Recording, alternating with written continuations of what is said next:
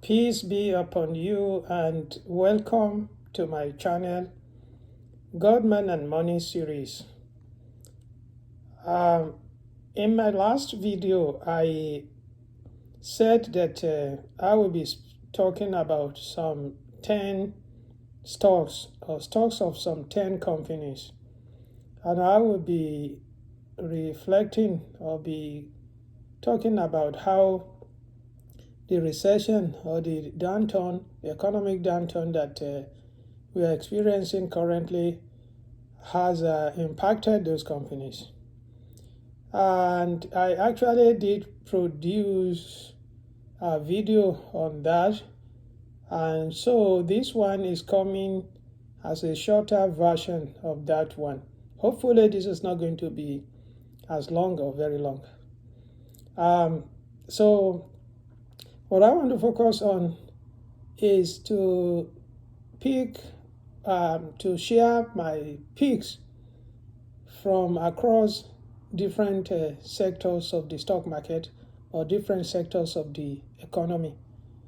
So from the technology sector, majority of companies that are the leading companies in technology, and the majority of them are sold on NASDAQ, and that's why NASDAQ is known as the tech-heavy NASDAQ. And you can probably agree with me that stocks in this field or in this sector kind of dominate the entire market. Also, the largest American companies also come from this sector. Companies like Apple, which is absolutely the biggest, perhaps the biggest in the world, and I think that's confirmed. And also companies like Microsoft and so on. So the majority of our multiple trillion dollar companies belong to this sector. So from that sector, I have picked Apple, Google, and Microsoft. There's a lot to say about these companies. There's a lot that experts and analysts have said about them. I'm going to focus on some narrow aspects.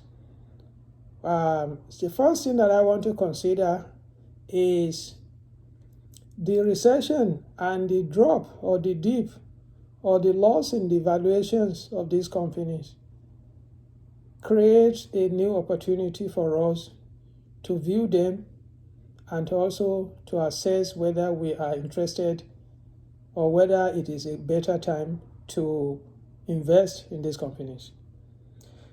So I'm really not going to be doing what the experts have done in terms of valuation on very strict terms.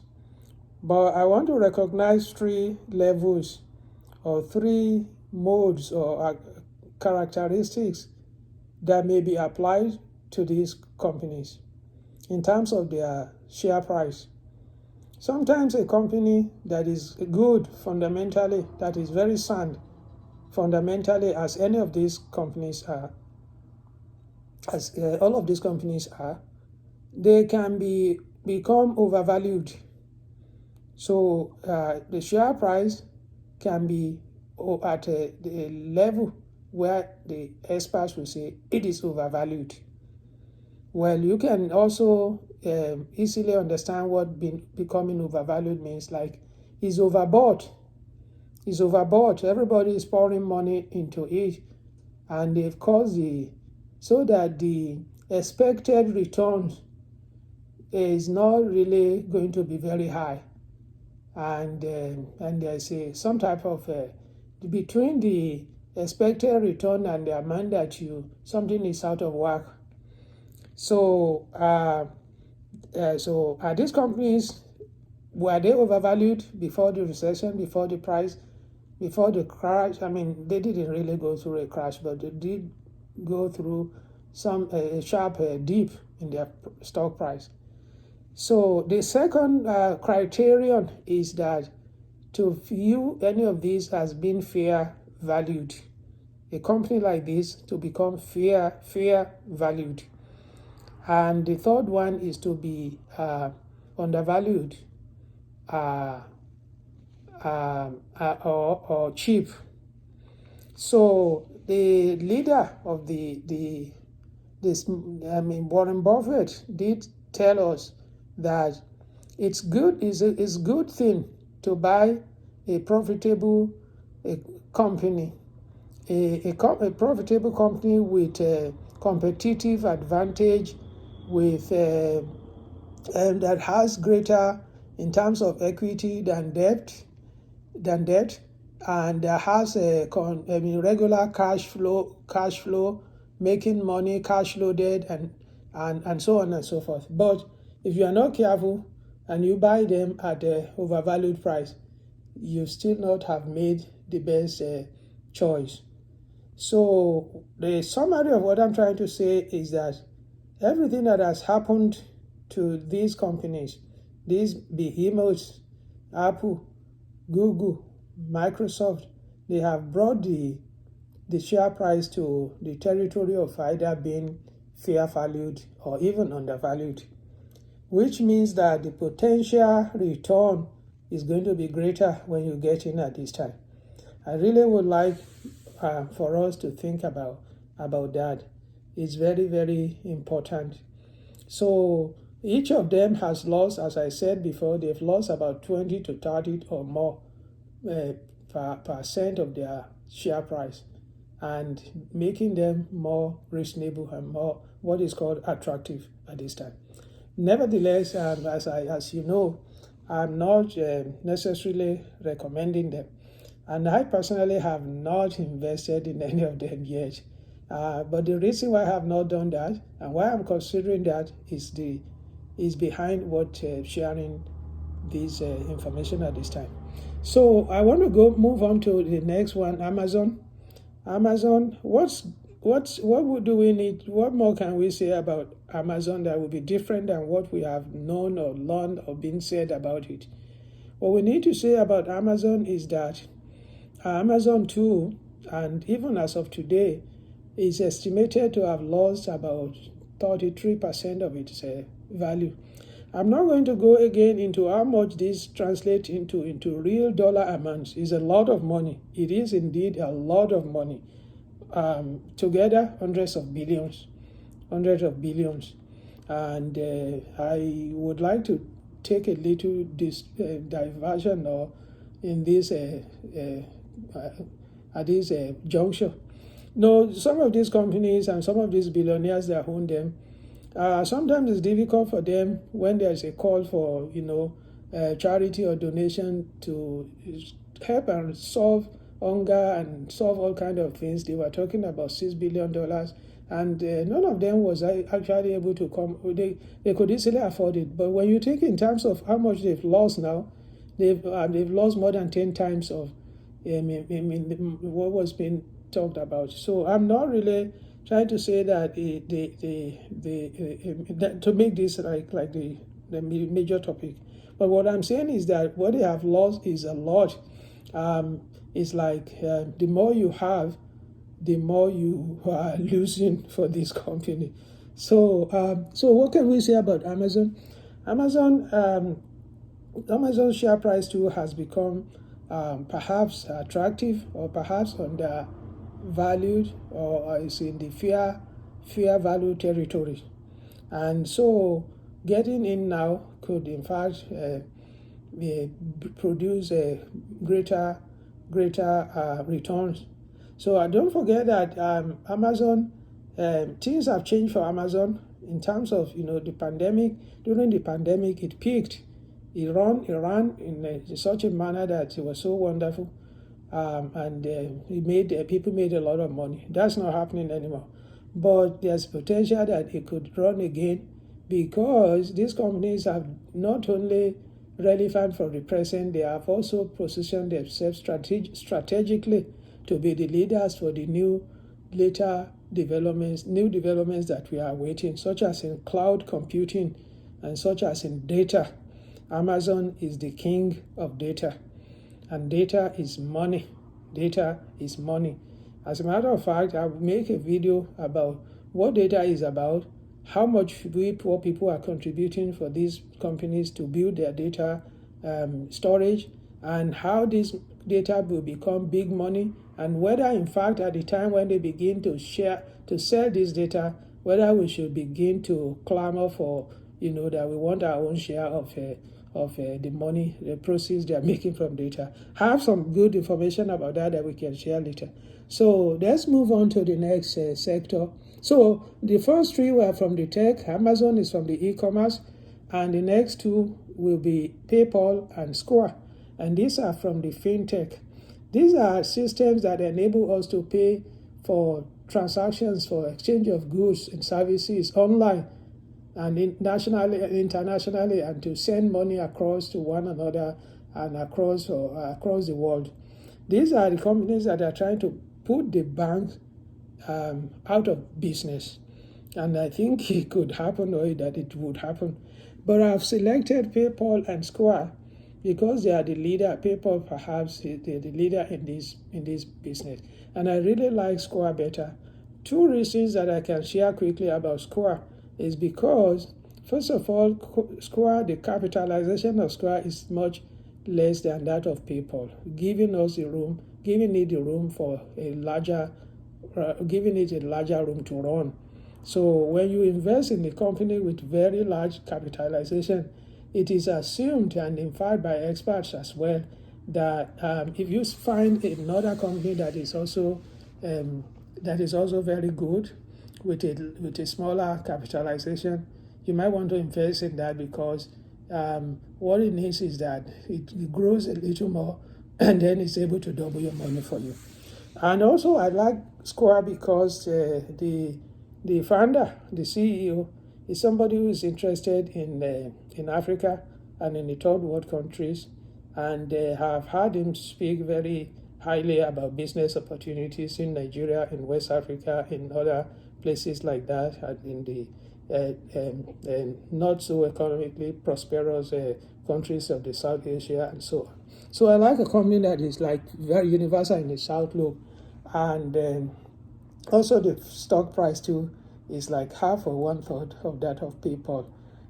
So for those reasons, and I do know, and I do feel very convinced that even if we have recession and so on, there's still going to be a certain amount of monetary transaction that will be going on, and these companies are the best to take advantage of that.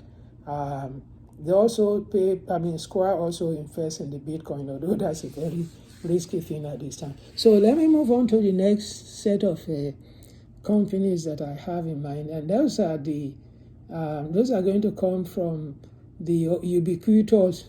I call them ubiquitous companies that are well known across the United States of America, and that's Walmart, and companies that cater to the general needs of the common people on the street.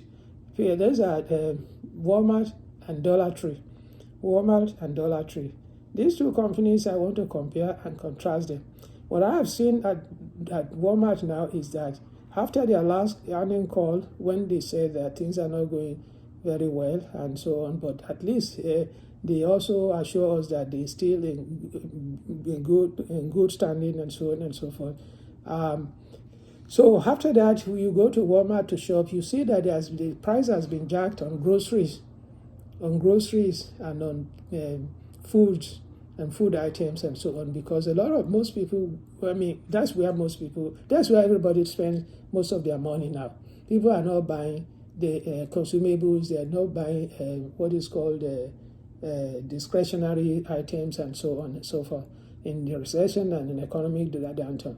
So they have jacked up the prices of those groceries, and they have reduced the price on like apparels, like beauty items, like garden things, and all of those things that people use sparingly that's not selling much. So be careful when we go there. If you could look for a much cheaper corner side grocery, I think it's time to consider that. But what's important is that these companies are also positioned to do better, to do not so poorly during recession. we shall see according to the statement. The same thing goes for Target. Although Target does not sell much of groceries and so on. But for Target, I would even say that the opposite is the situation, because they are trying to empty their inventories, the inventories that have piled up during the recession, before the recession and so on. And it looks like their articles and their goods are more reasonably priced at this time. I'm not like sales representative of any of these companies. So the next one is Dollar Tree and Dollar General. Dollar Tree and Dollar General. The reason why I've picked this is that these are the true recession companies and stocks or markets.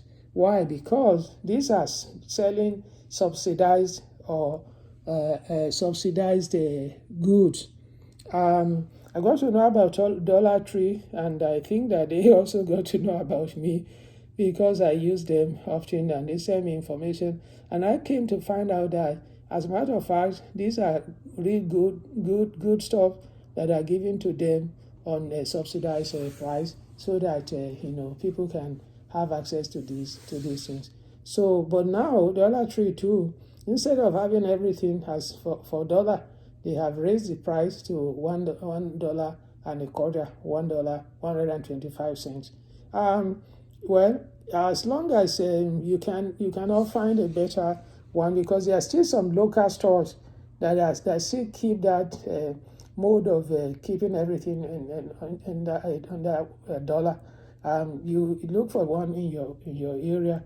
Nevertheless, when it comes to investing in stocks that could be a recession-proof, which in fact is the number one consideration there, these are the companies, because these companies continue to actually make more money during recession, because a lot more people are using them during recession than when there is no recession. And I saw that during the recession that came in after the pandemic, and which didn't last for too long, thank God. And we hope that this recession too will not be too bad. We know some of the causes, but God knows best. We know some of the causes, and we know that the action of the Fed, some might say it has to be, or it is justified, it's not justified. The fact is that a gradual incremental raising in the interest rate is what the major cause of all this. What they call strategic or tightening of the economy. So it's like they realize that there has been too much money surplus money in circulation that has fueled the inflation, and they're trying to make borrowing money more difficult, and therefore that's what's creating, and they are tightening up. So whatever that means, we're going to examine that more deeply some other time. So those are the 10 stocks: Apple, Google, Microsoft, from the tech sector, Amazon from the e-commerce, Tesla and GM. I missed out on that in my presentation, but Tesla and GM, the summary thing that we can say about that is that Tesla has held up during this recession than anything else. And also Tesla has also created a stock price split that makes it more affordable. And also, in addition to that, even if the price is still not affordable, there's still the opportunity of investing in them through the brokerages like Webull and others that allow for fractional share purchase. So I have Apple, Google, Microsoft, Amazon, Tesla, GM, PayPal and Square, Walmart, Dollar Tree, Dollar General, and so on. I think I've presented about 10 as I promised. So I will invite myself to consider them for critical evaluation and see see what we can do about that. So I want to conclude by saying thank you for listening, and you find me on YouTube, Abbas Adekola YouTube, or Godman and Money series. May God Almighty bless us and give us well-being and give us expand our provision. Thank you very much and goodbye. Bye bye. Thank you.